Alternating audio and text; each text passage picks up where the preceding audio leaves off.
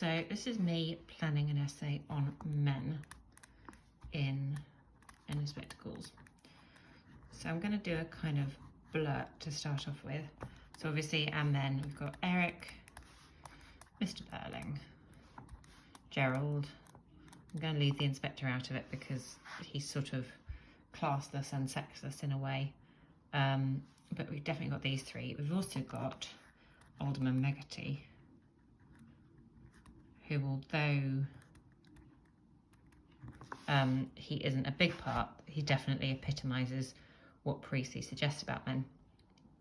So chronologically, I'm going to start with Mr. Burling. So what does Mr. Burling do? How is he presented as a man? So he's very patriarchal. He's very much in charge and control, as shown by the beginning of the play. But he's also quite stupid and arrogant. Again, shown by the beginning of the play, shown by that bit where he is talking about the Titanic. The way he treats Eva is as an object, as lower than him, takes advantage of her. And the way he treats Sheila is similar. He really belittles her. We don't see a lot about him and his wife. I'm running out of space here. But Mrs. Burling definitely reveres him and respects him. Like when she says, "What about this famous toast of yours?" Despite being his social superior. So that's kind of Mr. Burling. Then I'm going to think about blurting for Gerald.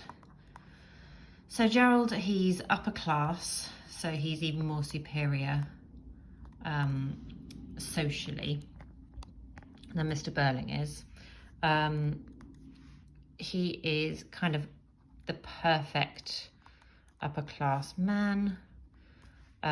Thinking about Sheila to start off with, he controls her, as epitomised by the bit with the ring. He expects to be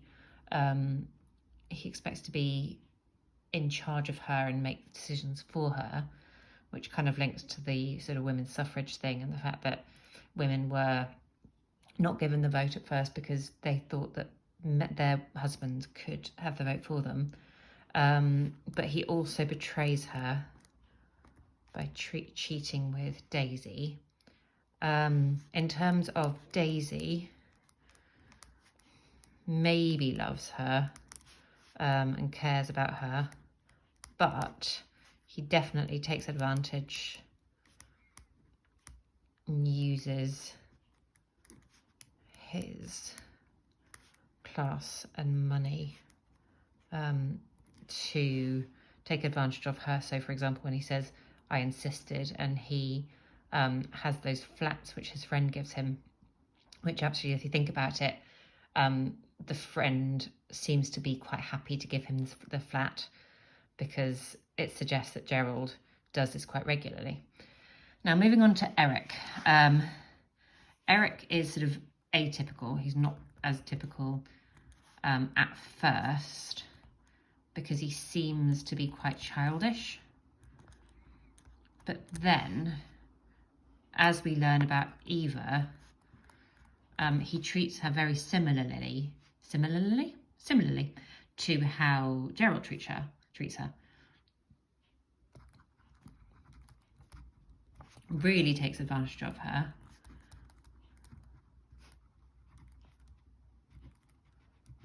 To the point that he rapes her. He threatens to make a row, etc., etc. And then he tries to buy her off. And doesn't seem to care much about her. He says she's pretty and a good sport, but he wasn't in love with her or anything. So little care. So actually, if you look at it properly, all of them have got very similar, all of these three men have got very similar kind of ways of treating women. So they all see themselves as superior. They take advantage. They have little care for women. They're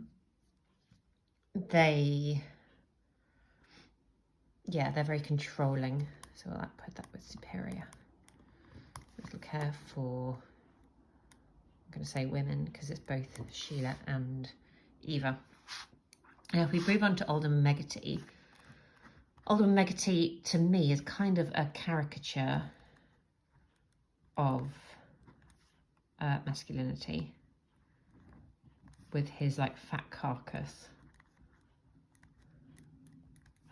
He is superior in terms of class, but is presented to be really disgusting, and again takes advantage, and really objectifies Eva. So we can bring him in as an example. Now the decision I now need to make is, do I talk about all these men in equal measures, or do I talk about one of them? And actually what I think I want to do, because I've got these 3 links, I think I want to write a point about each of these. So I think I'm going to use Mr. Burling and Gerald for this one. And then taking advantage, I think I'm going to use Mr. Burling, Gerald and Eric. And then same thing, Mr. Burling, Gerald and Eric. Now where could I get Alderman Megati in there? I might put Alderman Megati in an introduction or a conclusion, in fact. Because he's used as a kind of epitome or a microcosm, a small version of all men. So I've kind of got my basic plan there. I'm obviously not going to be able to write about all of those men in complete detail, but I can talk about the fact that Priestley presents all of them to be in the same way, and therefore Priestley presents this kind of toxic masculinity in 1912, and how all men saw the ability to treat women as if they could control them, take advantage of them, but with little care for them. And as Priestley always does, he really criticises that and suggests that there needs to be change for the future, which I suppose I could say again at the end is why Eva and Sheila are brought in, because they're representations of how women are treated, but then how they should be treated, as Sheila fights at the end. And obviously, as with any essay, I need to link it to Priestley's main ideas of like, we are members of one body, and that men should not be superior to women, and they should treat them in the way that they want to be treated.